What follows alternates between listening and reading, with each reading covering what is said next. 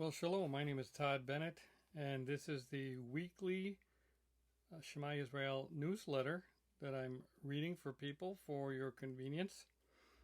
We send out our newsletter every week. You can sign up free on our website, www.shemaisrael.net.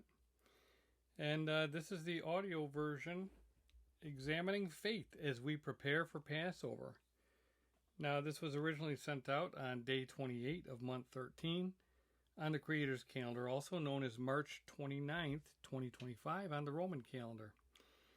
Well, it's certainly been a bloody month of March, named after Mars, the Roman god of war, and sadly the United States of America has been involved in much of it, but that is the role it's performing as a beast within the great image of Babylon that we discussed in the previous edition. And I point these things out so hopefully people can see the big picture presented by the great image described in the text of Daniel. And our purpose is not to support the image or stand with the image, because that's not our kingdom. Our kingdom has an eternal king who rules according to different principles, and it operates on different time. And speaking of time, I was in San Marcos, Texas earlier this week, and woke up at 5 a.m. to see the waning moon right outside my window. And I did a quick assessment, and I looked at how much light was on the side of the moon and determined that there were approximately 6 days until we would see the first light of the next renewed moon. I then checked the Torah calendar website to confirm my observations, and it was spot on. Accordingly, we should see the first crescent tomorrow night, and this was sent out on Shabbat, but it would be March 30th, after sunset. Now, someone alerted me on Friday that the crescent moon had already been sighted in Jerusalem, and I knew that it could not have been correct. Mistakes happen for sure, and the mistake was later corrected. But imagine if it was not corrected, and a witness in Jerusalem told you that the new moon was sighted last night, and today, which was the Shabbat that this was sent out, would have been day 1 of month 1. How would you respond? Obviously, it's not what you planned on, so how would you respond? How would you know that it was impossible based upon the ordinance of the moon? Would you know? Could you confidently discern a false report, or would you go into a panic? Let me tell you, I'm speaking from experience, because 20 years ago, when there was some flux about the Karaite barley calendar versus just using the sun and the moon, I used to make plans to go to Israel for every appointed times. And one year I remember getting a report from the Karaites that there was not enough barley, and I'd already made my plans. And then a day or two later, they sent another report. Oh, there was enough barley. They found some barley, and that's really what got me going on all this, thinking, how can this possibly be? How can we be determining time based upon subjective observations and determinations made by people? And that's when I realized that it was not the correct method, and Yah actually brought me in the path of 2 witnesses in Jerusalem on Shavuot many years ago, and I had the confirmation regarding the calendar. So that's why I'm so firm on my beliefs in the calendar. And as I've said many times, visual observation is the key to the calendar. But Torah calendar is an incredible tool to teach and confirm the signs in the sky based upon the sheer mathematics of the ordinances of the great lights. And as you continue to look up at the signs that Yah provides in the heavens, it all becomes very familiar, and hopefully people could spot the mistake without too much of an issue. Well, I remember when I was a young boy, I had a book that had all the basics of life for me to learn. One page had physical shoelaces, so I could learn to tie my shoes, and another had buttons that I could learn how to button, and there was a page with a zipper, and I could learn how to use a zipper, and the front had a physical clock face, so I could learn how to tell Roman time, with a 12-hour day. And I'm happy to say that I still have my memory, because I think I was pretty young when I had this book. So, and to this day, I can remember what it looked like. But sadly, Babylon indoctrinates us to keep Roman time, and we have to relearn many of the basics of life if we want to follow Yah.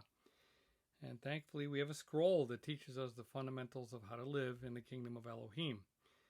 Since the turn, or the Tekufa, of the spring equinox was a little over a week ago, we know that the next new moon, the first visible sliver, will mark the month of the Abib. We don't need to search out barley fields in the land of Israel to know this. The new moon, after sunset on March 30th, 2025, will clearly begin the month of the Abib, which is the time known as spring. And this is because the new moon of March 30th, 2025 is closest to the Tekufa, or the turn of the equinox. And it's also a surety because we are concluding month 13th and there is no such thing as a month 14th. So we know that the month 1 is going to be starting very soon. Month 1 is the beginning of the year, referred to as the month of the Abib, which is a Hebrew way of saying spring. The month of the Abib is when new life springs forth and everything turns green. And we read about that in Exodus 13:4, 23:15, 34:18, and Deuteronomy 16:1. Now, notice the in bold, which most common Bible translations ignore it. They refer to the month of Abib instead of the month of the Abib, as if Abib was the name of the month when Yah gave the command to Moses. Well, the month was not originally given a name, just a number, and Abib was simply an indication of the month when the Passover would occur. The month when spring arrives, as I've said. It was a renewal of the covenant cycle of appointed times, and the focus is all about light and new and renewed life. And as we've explained many times before, you must include the moon, the lesser light, in your determination of time. It's a Torah principle established in Genesis 1:14 and confirmed in Psalm 104:19, which clearly states that the moon, Yerak, is for appointed times. And the word moon in that text is Yerak, which refers specifically to the planet. But I don't need to rehash all of this. I'm sure you all are, ready to be tent dwellers, as we've been talking about. Bedouins, nomadic people. You know how to tell time in the wilderness, and you're anticipating the upcoming cycle of the appointed times at the right time. Well, you also understand that these rehearsals are extremely relevant to Joseph in the nations. The Passover is a critical exercise for Joseph. It's something that we remember in order to build our faith and prepare us for something even greater in the future. We know this from the prophet Jeremiah, who stated, "Therefore, behold, the days are coming, says Yah, that it shall no more be said, Yah lives who brought up the children of Israel from the land of Egypt, but Yah lives who brought up the children of Israel from the land of the north and from all the lands where he had driven them. For I will bring them back into the land which I gave to their fathers." Now, as I like to remind people every Passover, we're still talking about the Exodus from Egypt when we observe Passover. So the days are still coming. We're still waiting for this promise of a greater Exodus. Now, last week we examined some nuggets from the text of Luke that pointed to the frequently overlooked mission of Yeshua. Even though Yeshua was born in Bethlehem on Yom Teruah and likely spent his first Sukkot in Jerusalem 14 days later, the text doesn't mention these appointed times. Instead, it specifically jumps to the Passover when he was 12 years old. The emphasis on the number 12 points to the whole house of Israel through Passover. So it's an important message that we can get right from the beginning of Luke. Now, at that point in time, the house of Israel was still scattered in the nations, and while some people from the house of Israel actually joined with Yehuda after Jeroboam erected the 2 golden calves, most were exiled by the Assyrians. In fact, Luke describes a prophetess from the tribe of Asher who was in the temple when Yeshua was brought there shortly after his birth. Luke 2:36-38 says, "Now there was one Anna, a prophetess, the daughter of Phanuel of the tribe of Asher. She was of a great age and had lived with a husband 7 years from her virginity. And this woman was a widow of about 84 years, who did not depart from the temple, but served Elohim with fastings and prayers night and day. And coming in that instant, she gave thanks to Yahweh and spoke of him to all those who looked for redemption in Jerusalem." Did you notice that she did not depart from the temple? That's significant because the people who are following the Dead Sea solar calendar attributed to Zadokite priests claim that a sect of priests moved out to the Dead Sea because of the corruption in the temple. Now that makes no sense when we see people like Anna and Simeon who remained in Jerusalem and the temple serving Elohim. And of course, Yeshua's parents brought him to the temple after he was born for years and years. We also talked about how the message of Yeshua was revealing that the nations are the focus and Joseph will be the conduit for bringing the nations to Yahweh through the renewed covenant with Israel. This is evident from a close examination of the text of Luke, especially when it later describes Yeshua sending out the 12 in Luke 9, followed by the 70 in Luke 10. Again, the number 12 represents Yisrael, all Yisrael, and the number 70 represents the nations. So their message was that Yeshua is the king who would renew the broken covenant and restore the divided kingdom of Yisrael. That's the good news in context, but most Christians are never taught the good news. That's because most Christian pastors, ministers, or priests are promoting a gospel that involves making a decision and joining an entity called the church. They talk a lot about grace, but very little about obedience, and so they're not preparing people to enter in and become part of the kingdom. They perpetuated a religious fiction instead of presenting the true message of the Messiah and the covenant he came to renew and fulfill through his blood. It's all there in the prophets, but the message has been distorted. For instance, consider this passage from Isaiah. It says, "Is it too light a thing that you should be my servant to raise up the tribes of Jacob and to bring back the preserved of Israel? I will make you as a light for the nations, that my salvation may reach to the end of the earth." The my salvation referred to in the text is literally Yeshua. And what was his purpose? To raise up the tribes of Jacob and bring back the shoots, the Netzar of Yisrael. And remember our discussion last week about Nazareth. Netzaret is literally Shootsville. That's what it means. So that's where Yeshua grew up, in Shootville. Well, Jacob is often used to refer to the divided tribes outside the land. So the Messiah, as a servant of Yahweh, was sent to clean up the mess, fix the problem, and restore Israel from their dispersion throughout the nations. It's all about drawing Israel out of the nations and bringing them into the land, not saving a bunch of lawless Christians so they can go to heaven. Now, the prophet Amos describes it as a sifting process. "For surely I will command and will sift the house of Israel among all the nations, as grain is sifted in a sieve. Yet not the smallest grain shall fall to the ground." Now, in case there was any question about this, Yeshua specifically stated his mission to the Yahudim. He was clear that his primary focus was not on them, it was elsewhere. "And I have other sheep that are not of this fold. I must bring them also, and they will listen to my voice. So there will be one flock, one shepherd." He was describing the same purpose found in Isaiah 49:6. Here's another instance where he talked about his purpose. He answered and he said, I was sent only to the lost sheep of the house of Israel. Now, interestingly, he made that statement while he was in the region of Tyre and Sidon, and that's in modern-day Lebanon, but that was north of the land that we would consider the traditional covenant land. Yeshua actually began his work by fulfilling the promise made to the house of Israel provided through Hosea. He will heal us and he will bind us up.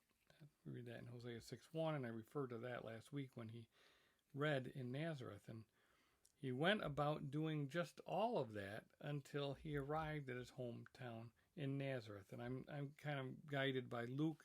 I'm continuing in Luke here and following that pattern. And before he arrived in Nazareth, he was going all over, and he was healing people and teaching. And then last week I talked about his reading in the Nazareth synagogue as a Hebrew rhetorical prophetic template. The focus was his fulfillment of the prophecies of Isaiah that pointed to him as the Messiah. After he read from the scroll of Isaiah, the people were stunned in disbelief. And if you haven't seen that, I would refer you back to the Shabbat message from last week, and I may try to get that up in an audio version as well. After all, they were stunned because he was the son of Joseph, a construction worker. Seeing their disbelief, Yeshua then proceeded to instruct them on faith, using two foreigners as examples. And again, I mentioned it briefly and thought it would be helpful to take a deeper dive into the examples that he provided. Here's what he said again. He says, "Truly I say to you, no prophet is acceptable in his hometown. But in truth I tell you, there were many widows in Israel in the days of Elijah, when the heavens were shut up 3 years and 6 months, and a great famine came over all the land. And Elisha was sent to none of them, but only to Zarephath in the land of Sidon, to a woman who was a widow. And there were many lepers in Israel in the time of the prophet Elisha, and none of them was cleansed, but only Naaman the Syrian." Well, remember that these words made the people furious. They didn't just want to kill him. They tried to kill him. They tried to throw him off a cliff. Well, what did he say that sparked such a fury? I mean, these were stories from the scriptures. I mean, there's no denying that. So why'd they get so mad? Because he quoted two examples of two prophets and two instances of miracles in the scriptures. Well, essentially, he held up the faith of foreigners higher than the Israelites. He was telling them that foreigners had a better chance of experiencing miracles than they did because of their lack of faith. This offended the Yahudim settlers, who were hell-bent on ousting all the foreigners and taking over the land reserved for the house of Israel. And we can't forget that he was in that land of the northern tribes who were still in exile. Now, amazingly, the Yahudim were on their way out. They didn't even have a clue. Their focus was completely misplaced. They were destined for judgment, and they didn't even know it. Well, Yeshua used two prophets to get his point across, Elijah and Elisha. These two prophets stand out because they didn't just relay a message. They operated with power. So Yeshua chose two different foreigners and two different prophets to drive his point home. And let's take a closer look at those two examples. First, the widow at Zarephath. Then the word of Yahweh came to him, "Arise, go to Zarephath, which belongs to Sidon, and dwell there. Behold, I have commanded a widow there to feed you." So he arose and went to Zarephath. And when he came to the gate of the city, behold, a widow was there gathering sticks. And he called to her and said, "Bring me a little water in a vessel, that I may drink." And as she was going to bring it, he called to her and said, "Bring me a morsel of bread in your hand." And she said, "As Yahuwah your Elohim lives, I have nothing baked, only a handful of flour in a jar and a little oil in a jug, and now I'm gathering a couple sticks that I may go and prepare it for myself and my son, that we may eat it and die." And Elisha said to her, "Do not fear. Go and do as you have said, but first make me a little cake of it and bring it to me, and afterward make something for yourself and your son. For thus says Yahweh, the Elohim of Israel, the jar of flour shall not be spent, and the jug of oil shall not be empty, until the day that Yahweh sends rain upon the earth." And she went and did as Elijah said, and she and he and her household ate for many days. The jar of flour was not spent, neither did the jug of oil become empty, according to the word of Yahweh that he spoke by Elijah. After this, the son of the woman, the mistress of the house, became ill. And his illness was so severe that there was no breath left in him. And she said to Elijah, "What have you against me, O man of Elohim? You've come to me to bring my sin to remembrance and to cause the death of my son?" And he said to her, "Give me your son." And he took him from her arms and carried him up to the upper chamber where he lodged and laid him on his own bed. And he cried to Yahweh, "O Yahweh, my Elohim, have you brought calamity even upon the widow with whom I sojourned by killing her son?" Then he stretched himself upon the child 3 times and cried to Yahweh, "O Yahweh, my Elohim, let this child's life come into him again." And Yahweh listened to the voice of Elijah, and the life of the child came into him again, and he revived. And Elisha took the child and brought him down from the upper chamber into the house and delivered him to his mother. And Elisha said, "See, your son lives." And the woman said to Elijah, "Now I know you are a man of Elohim, and that the word of Yahweh in your mouth is truth." That was 1 Kings 17, 8 through 24. Well, I discussed in a previous newsletter years ago about the fact that Elijah, the Tishbite, was actually a sojourner. It refers to him as a sojourner. Excuse me. He was a prophet to the house of Israel, yet Yahuwah told him to go north and dwell in Sidon, the land of foreigners. He actually left the traditional boundaries of the house of Israel to dwell with strangers during a famine. And Zarephath is a small Phoenician town, now known as Suraphen. It's about a mile from the Mediterranean coast, almost midway on the road between Tyre and Sidon. Now, did you know that it was actually the northern boundary of Canaan? So technically, it was in the land promised to Abram. And it had prophetic significance as we read in Obadiah. It says, Obadiah 1:20 said, the exiles of this host of people of Israel shall possess the land of the Canaanites as far as Zarephath. And the exiles of Jerusalem, who are in Sepharad, shall possess the cities of Negev. So while Dan was typically considered to be the northern boundary of the covenant land, we see Zarephath as a significant city to the north that Yeshua likely visited. Now, it's worth noting and looking at the border in context, looking at that text in the broader context of the portion of Obadiah, because it's talking about the nations being judged and the restoration of the land by Jacob. Here's an expanded portion of the text that's preceded by a declaration of judgment against Edom. It says, for Yahuwah is near upon all the nations. As you have done, it shall be done to you. Your deeds shall return on your own head. For as you have drunk on my set-apart mountain, so all the nations shall drink continually. They shall drink and swallow, and shall be as though they had never been. But in Mount Zion there shall be those who escape, and it shall be set apart, and the house of Jacob shall possess their own possessions. The house of Jacob shall be a fire, and the house of Joseph a flame, and the house of Esau stubble. They shall burn them and consume them, and there shall be no survivor for the house of Esau, for Yahuwah has spoken. Those of the Negev shall possess Mount Esau, and those of the Shephelah shall possess the land of the Philistines. They shall possess the land of Ephraim, and the land of Samaria, and Benjamin shall possess Gilead. The exiles of this host of the people of Israel shall possess the land of the Canaanites as far as Zarephath. And the exiles of Jerusalem, who are in Sepharad, shall possess the cities of the Negev. Saviors shall go up to Mount Zion to rule Mount Esau, and the kingdom shall be Yahweh's. Well, Jacob is referred to as a fire, while Joseph is referred to as a flame. And the Hebrew word for flame is lehaba. It can mean a flame, a blaze, a flash, or the red-hot point of an iron blade. And I find it to be an incredible description of the house of Joseph because of the place where Yahuwah sent Elijah, Zarephath. The name means smelting shop, a workshop for the refining and smelting of metals. And once again, the message of the house of Israel is everywhere in the text. Well, Yahuwah commanded Eliyahu to go north to take a place that would belong to Joseph. He was to find a widow who would feed him, and amazingly, the widow was all out of food and ready to starve to death when he arrived. There's a powerful lesson in that setting.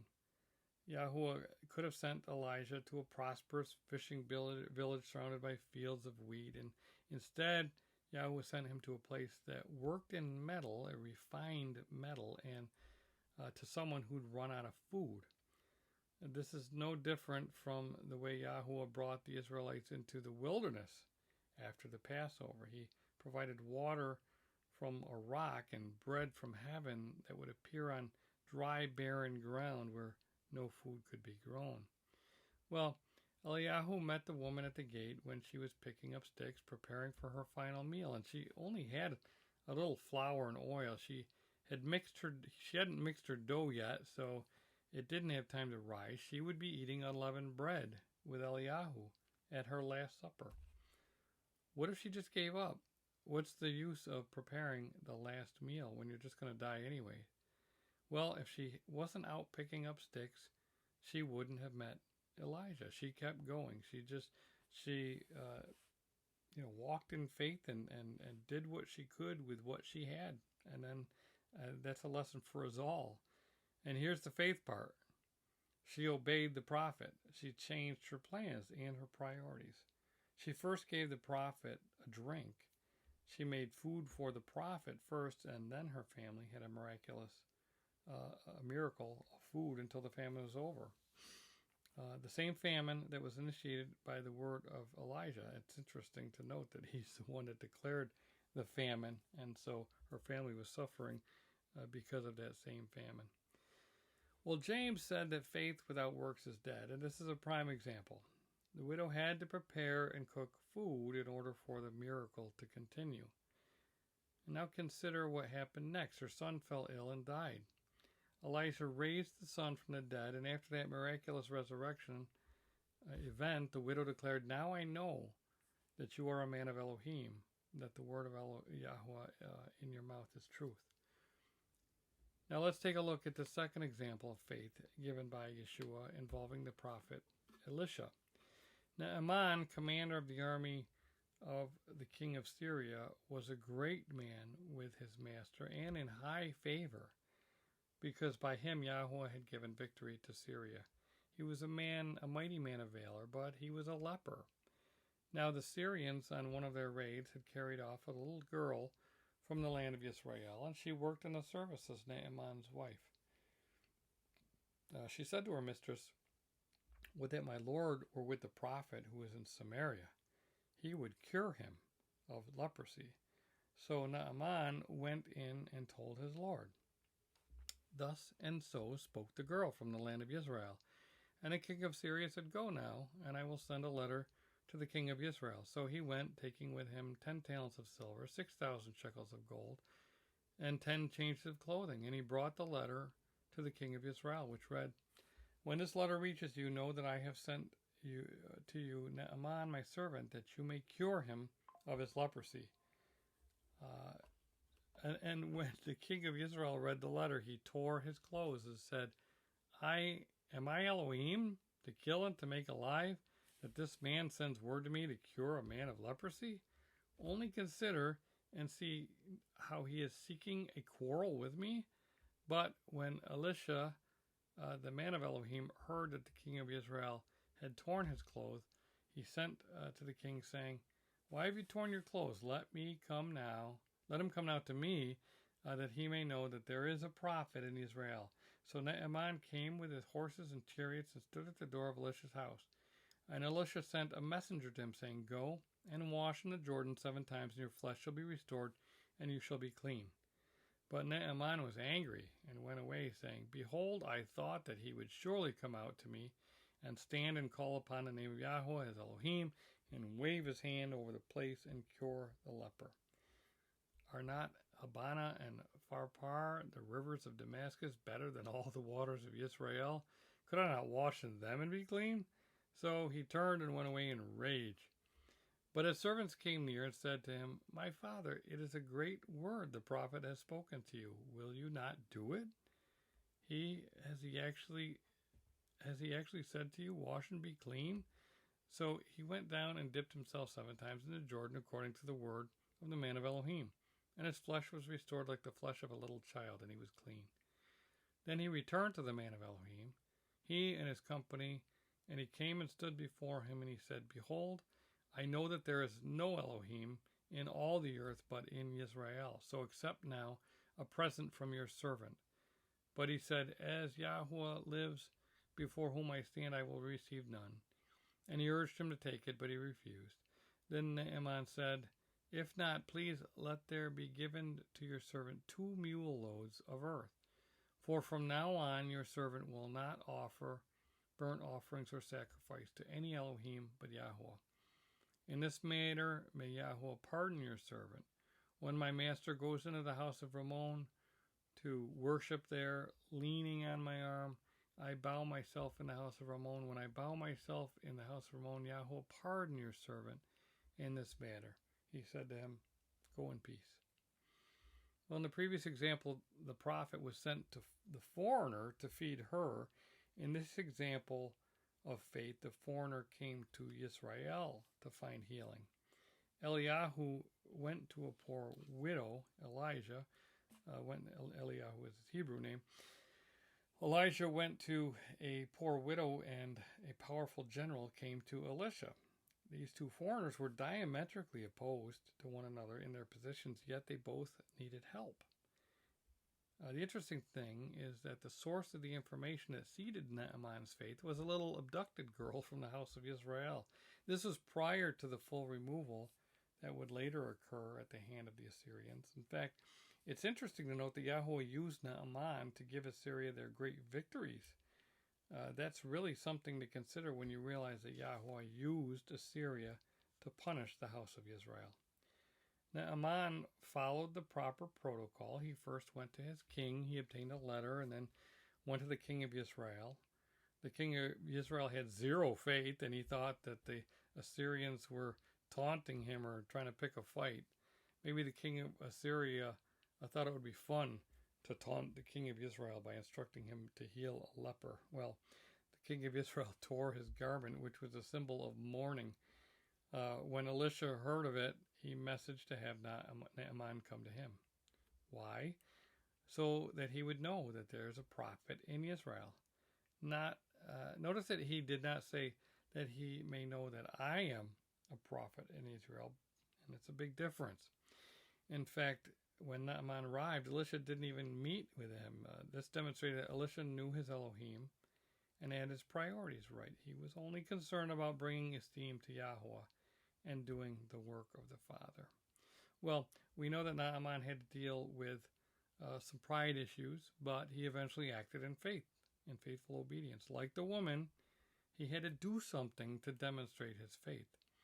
The miracle required action and obedience. I mean, let's say he just went in a rage and returned home and tried to dip himself 7 times in one of the rivers in Assyria. It wouldn't have worked. He had to follow the specific instructions. He had to do it in the Jordan. Well, he was healed because he was obedient, and surely when he returned to Assyria, he reported the healing to his king, and I would have liked to have witnessed that report. So, while the two foreigners mentioned by Yeshua were on opposite ends of the social spectrum, the two prophets were operating from the same spirit. Now, circle back to Yeshua, we know that John came before him in the spirit and power of Elijah. As a result, Yeshua would have fulfilled the pattern of Elisha, who operated in a double portion. In fact, the first mention of Elisha in the scriptures is 1 Kings 19:16, and it reads, Et Elisha. The Aleph Tah is often associated with the Messiah. And did you know that the combined names of these two prophets point to the Messiah as well? Elijah, as I said, is better known as Eliyahu or Eliyahu in Hebrew. It means Elohim is Yahu. Elisha means Elohim saves. When you combine them into one name with the El hidden below the surface, you have Yahusha or Yahushua. Both Eliyahu and Elisha operated under the same power, a spirit of power, and their combined ministry pointed to the Messiah, who would come also in operating in power.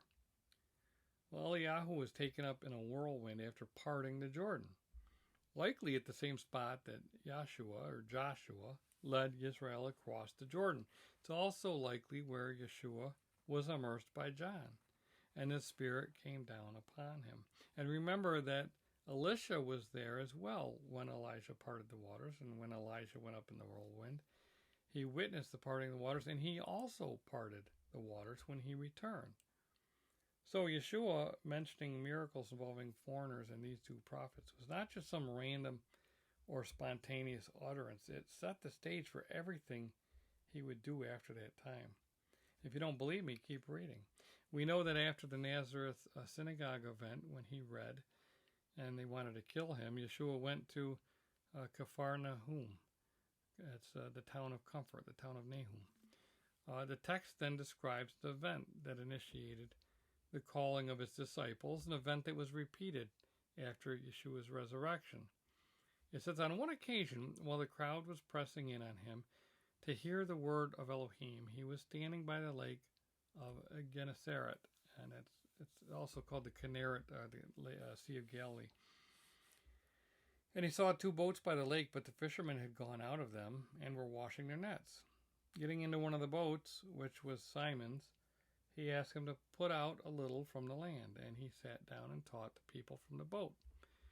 And when he had finished speaking, he said, "Simon, put out into the deep and let down your nets for a catch." And Simon answered, "Master, we toiled all night and took nothing, but at your word I will let down the nets." And when they had done this, they enclosed a large number of fish, and their nets were breaking. They signaled to their partners in the other boat to come and help them. And they came and filled both the boats so that they began to sink. But when Simon Peter saw it, he fell down at Yeshua's knees, saying, "Depart from me, for I am a sinful man, O Master." For he and all who were with him were astonished at the catch of fish that they had taken. And so also were James and John, sons of Zebedee, who were partners with Simon. And Yeshua said to Simon, "Do not be afraid. From now on you will be catching men." And when they had brought their boats to the land, they left everything and followed him. While he was in one of the cities, there came a man full of leprosy. And when he saw Yeshua, he fell on his face and begged him, "Master, if you will, you can make me clean." And Yeshua stretched out his hand and touched him, saying, "I will, be clean." And immediately the leprosy left him. And he charged him to tell no one, but go and show yourself to the priest and make an offering for your cleansing as Moses commanded for a proof to them. Yeshua miraculously provided an abundance of food. That was all Simon needed to see, a net full of fish after a failed night of fishing. Now I assume that if they counted, there would have been 153 fish, which represents the sons of Elohim. But their nets were breaking. They weren't ready to fish for the sons of Elohim yet. They were Galilean settlers who didn't understand the mission that's described in Isaiah. They would be ready by the time they were sent forth to fish for men. And that miracle, that first miracle involving Simon, pointed to the purpose of their calling. It was all about gathering the sons of the living El, as prophesied in Hosea 8. And I mentioned this before. I'm assuming that you're familiar with the miracle after Yeshua resurrected, and they went up to the Sea of Galilee and fished and had no success. And Yeshua told them to put his nets out, and at that point they caught the fish. It says that the nets did not break, and it gives you a number.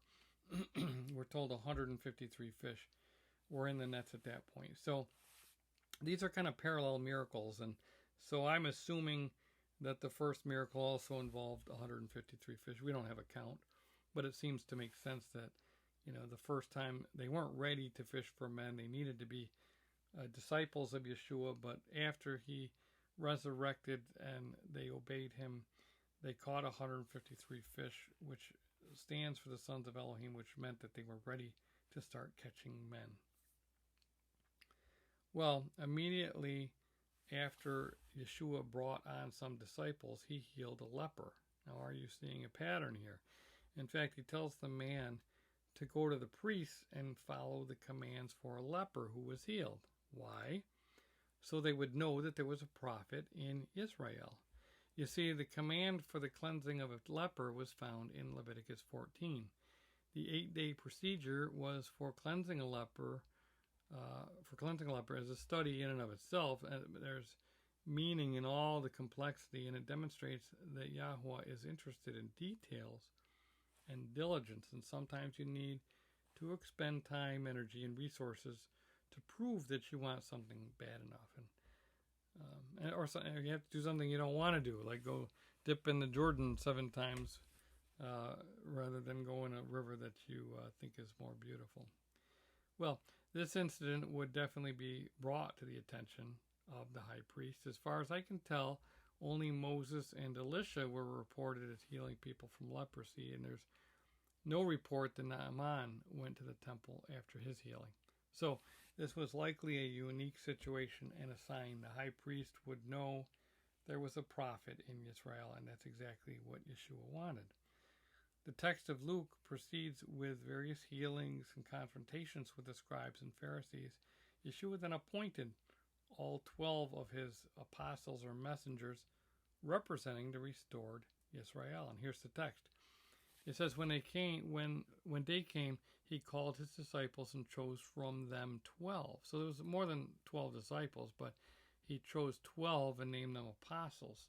Simon, whom he named Peter, and Andrew his brother, and James and John, Philip and Bartholomew, and Matthew and Thomas and James the son of Alphaeus, and Simon, who was called the Zealot, and Judas the son of James, and Judas Iscariot, who became a traitor. And he came down with them, they were up on a mountain, and he came down with them and stood on a level place with a great crowd of his disciples and a great multitude of people from all Judea and Jerusalem and the seacoast of Tyre and Sidon. Now that's interesting because we were just talking about that with Elijah and the widow. So these people also, they came to hear him and to be healed of their diseases. And those who were troubled with unclean spirits were cured. And all the crowd sought to touch him, for power came from him and healed them.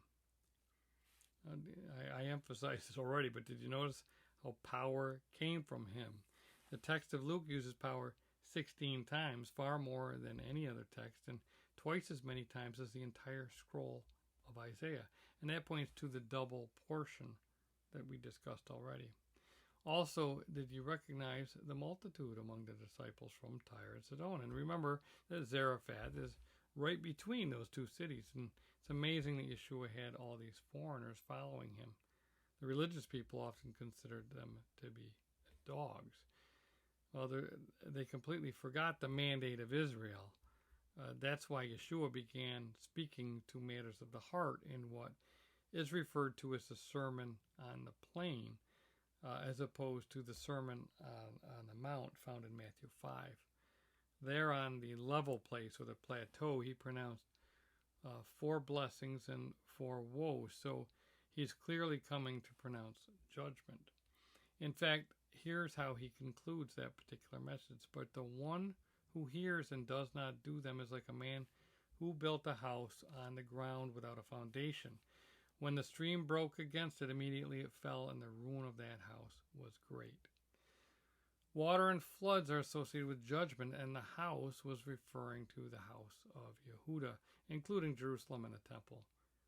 He then returned to Capharnaum, and some people pronounce it Capernaum, but it's Capharnaum, the town of Nahum. Again, recall that Nahum was a prophet who previously offered comfort to the house of Yehuda, but certain judgment upon Nineveh, referring to Assyria. Yeshua ended up rendering certain judgment on the house of Yehuda while providing comfort to the house of Israel. Now read what happened. It says, after he'd finished all his sayings in the hearing of the people, he entered Capharnaum. Now a centurion had a servant who was sick and at the point of death, who was highly valued by him. When a centurion heard about Yeshua, he sent to him elders of the Yahudim, asking him to come and heal his servant. And when they came to Yeshua, they pleaded for him earnestly, saying, he is worthy to have you do this for him, for he loves our nation, and he is the one who built us our synagogue. And Yeshua went with them. When he was not far from the house, the centurion sent friends, saying to him, Master, do not trouble yourself, for I am not worthy to have you come under my roof. Therefore, I do not presume to come to you, but say the word, and let my servant be healed. For I, too, am a man set under authority, with soldiers under me. And I say to one, go, and he goes, and to another, come, and he comes. And to my servant, do this, and he does it.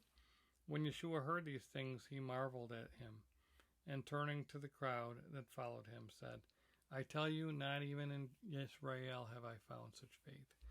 And when those who had been sent returned to the house, they found the servant well. Soon afterward, he went to a town called Nain, and his disciples and a great crowd went with him. As he drew near to the gate of the town, behold, a man who had died, was being carried out, the only son of his mother.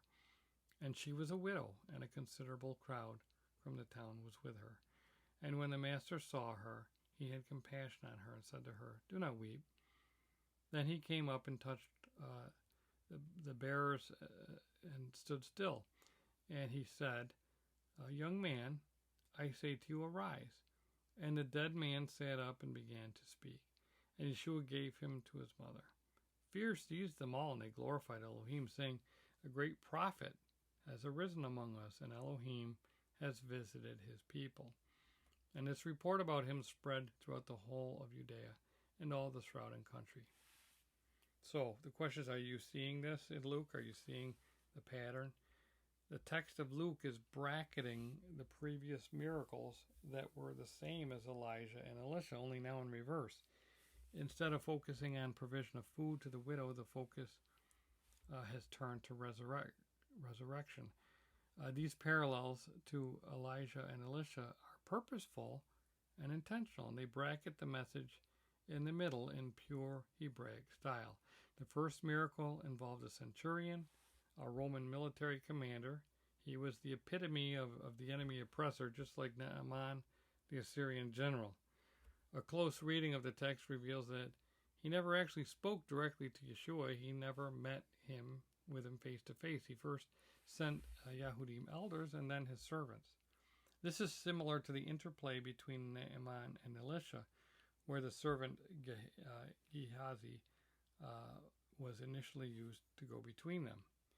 The centurion was a military man and a foreigner, and Yeshua held him up as an example of faith, just like he had previously done with Naaman.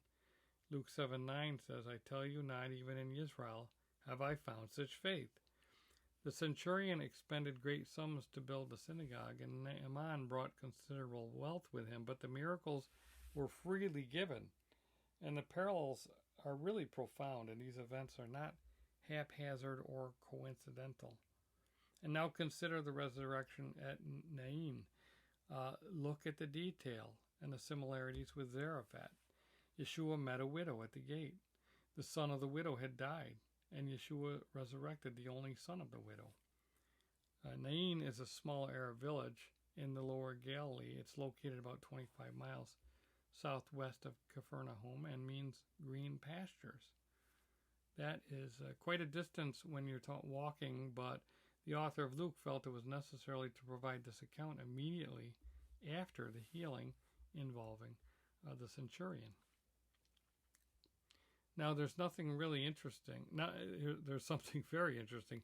Nain is only a short distance from Shunem, where a surprisingly similar event is documented in 2 Kings 4, 8 through 37. Recall that it was in Shunem that Elisha raised from the dead the only son, the miracle child of the Shunammite woman who had given him hospitality. This event could be why the people of Nain responded to the miracle performed by Yeshua by crying, "A great prophet has risen among us." They were comparing Yeshua with the prophet Elisha. Recall also that Elisha multiplied oil for the widow prior to that resurrection event. So through his actions of feeding the hungry, healing the sick, and resurrecting the dead, Yeshua was making people remember the days of Elijah and Elisha. He was letting them know that a great prophet had arrived, and that was true revival. The author of Luke was driving the point home by emphasizing these specific events and presenting them together. And the text is clearly providing the good news in a way that's revealing a focus on the house of Israel and the nations because of all these foreigners. And it's extolling the faith of those who were far off, yet they believe. It always struck me that Yahuwah placed all of us here in this present period of time within the nations. We grew up steeped in a religion that gave us some knowledge, but also separated us from the covenant with Israel. We haven't had the incredible physical miracles that Israel experienced during the Passover, or the Messiah physically walking among us performing miracles, yet we believe. So far removed in space and time, we can still hear the shepherd's voice calling. And that, in and of itself, is a miracle. And I believe that Yahweh looks favorably down upon his people in the nations who are expressing faith in him by obeying his commands and expressing trust in his Son. The question then is, how do we live? And that's important because how we live is an expression of our faith. And we've been talking about faith in this message. And wouldn't it be wonderful to have Yeshua say, I tell you, not even in Israel have I found such faith, when referring to us? Well, every day you have a choice how to live and express your faith. Examining our faith is important because as we prepare for Passover, we're exercising and demonstrating our faith. Are you just going through the motions, or are you remembering the great prophet in Israel? At his last Passover, when he broke the bread, Yeshua stated, "Do this in remembrance of me." He knew that he was the fulfillment of the Lamb of Elohim, but he expected his followers to continue the rehearsal until Jeremiah 16:14-15 was fulfilled, the greater Exodus. Now, when we remember the Exodus from Egypt, we also remember how Yeshua fulfilled the Passover when he renewed the broken covenant. We understand that we have been redeemed by the blood of the Lamb of Elohim, and we anticipate a deliverance and a return at a future Passover. You know, I recently saw a post from someone calling themselves Rav, and I have to say that I find it annoying for followers of Yeshua to be carrying these types of titles. Yeshua specifically stated, but you do not be called Rabbi, which is Rav, for one is your teacher, the Messiah, and you are all brethren. So we're all just brethren. I mean, if we can share some truth, we share truth, but no one lords it over the other. And you know, the self-proclaimed Rav indicated that the only place you should be observing the Passover is in Jerusalem. Now, I have to say that for many, many years, I went to Jerusalem for Passover. For over 2 decades, I meticulously went to Jerusalem for the appointed times because it was an exercise of faith and I was walking in obedience. But I would never tell people that they can't observe the Passover any place other than Jerusalem. To me, that's nonsense. I did it because I wanted to, and I think it was a real blessing as I was writing the Walk in a Light series. But certainly everybody doesn't necessarily have the ability to do it. And so if you can't go to Jerusalem, or you don't have the ability to go to Jerusalem in a particular year, you still observe the Passover. Israel is not restored. There's no temple in Jerusalem. The tribes are scattered and in exile. The stage is being set for the greater Exodus prophesied by Jeremiah. The first Exodus involved a Passover in Egypt, not in Jerusalem. So the pattern is when there's a fulfillment, it's going to be outside of the land. The greater Exodus will begin in the nations within the image of Babylon, and it will likely be pegged to Passover. So those scattered in the nations had better be rehearsing if they want to experience the fulfillment of the Passover and be ready.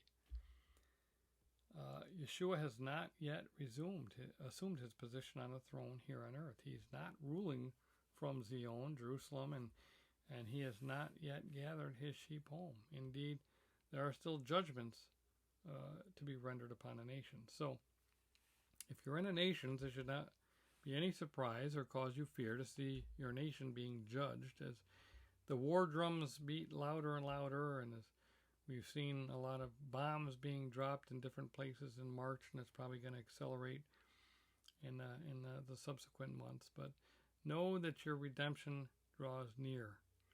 Passover is a pattern of both judgment and deliverance. Don't forget that Egypt was judged by Yah as part of the process of delivering his people.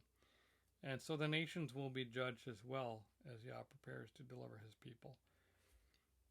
So when we do Passover in remembrance of him, we expect to be protected from the judgment and delivered from his wrath. we remember that Yeshua was the great prophet who not only resurrected the people through the power of Elohim, but he was also resurrected so that we too can all be resurrected. As we rehearse the somber Passover meal on day 14 and recognize the suffering that our Messiah experienced for us, we can later truly feast the following day as we begin the Feast of Unleavened Bread on day 15. While we're living in foreign lands, we're no longer called Gentiles, and thanks to the Messiah of Israel, we've been brought into the covenant renewed by his blood, and that is our faith. Now, allow Yahuwah to fulfill that faith by immersing yourself in the fullness of the covenant, and Passover is the place to start. The firstborn among the Israelites, who functioned in the role of Melchizedek priests, slaughtered the Passover lambs in Egypt. There was no Levitic priesthood at that point. The Passover in Egypt was actually a pattern for a future fulfillment involving Joseph the firstborn bull. We see throughout history that the two horns of this bull, Ephraim and Manasseh, have pushed the people to the ends of the earth. It's almost time for that bull, scattered among the nations, to be called home. And just as the firstborn in Egypt needed to trust in the blood of the lamb, for their survival and redemption, the firstborn of Israel, the house of Israel, need to have faith in the blood of Yeshua, the firstborn son, for their redemption and return. We will all have an opportunity to demonstrate our faith and our belief during the upcoming rehearsal at Passover. Please do not follow the traditions of the Pharisees and their Seder plate. Keep Yeshua as the focus and consider the future fulfillment of this appointed time during your observance. I suggest that you examine whether you have the faith to travel to the mountain when the rehearsal ultimately becomes a reality. Barakot, my name is Todd Bennett from Shema Israel. I hope you enjoyed this message, and there are a couple announcements that were at the end of this message, and I'll just tell them to you now because they're relevant. Passover 2026 tour. So as we're preparing for Passover in a little over 2 weeks, I'm excited to announce that I'm working on the itinerary for a Passover 2026 tour with living passages that will begin in Egypt and proceed into Saudi Arabia and progress to the mountain of Elohim, Mount Sinai. The tentative dates will be March 30th through April 13th. The trip is going to be amazing, Yah willing. It's something that I've always wanted to do. And we'll do Passover in Egypt, and then we will go across the Red Sea and we'll try to go to probably both sides, both points where Israel crossed, and then go see all the amazing sites in Saudi Arabia where Israel camped and where all the scriptural events took place. Not all of them, obviously, but we're going to hit a lot of highlights. And so I'll be providing further details along the way. But if anybody's interested in coming on that tour, I'm trying to get a head count as soon as possible. So you can contact me directly at todd@shemayisrael.net, or go to the website and follow the contact links there. So it's going to be exciting, and I hope that you can join us on that tour. I'm very, very excited about it. Also wanted to mention, as we get ready for Passover, that there are Passover Haggadahs available. About, I don't know how many years ago, 20 plus years ago, I prepared a Messianic Passover Haggadah, which really focuses on Yeshua as the Passover lamb, as our focus for Passover. It tells the story, has a little tradition still in it, discusses some of the traditional parts of the Passover, but it's a nice guide for people that have never done Passover before. You don't have to follow it religiously, but it at least provides you with a guide, and it tells the story, and it fulfills the commandment. So if you're interested in that, I ordered some extra print versions. You can order them online, and if you order them within the next week, I suspect you'll get them without any problem before Passover. So that's it for today. I hope you enjoyed the message, and until next week, Shabbat Shalom, and I hope you have a wonderful week and a wonderful Rosh Chodesh. I'm actually recording this on Sunday, so we're expecting to see the new moon tonight, and that will be the day 1 of month 1 as we begin a renewed year. So I hope you all have your shofars out, and you can sight the moon and sound the shofar and celebrate the beginning of the first month of the renewed year. Shalom.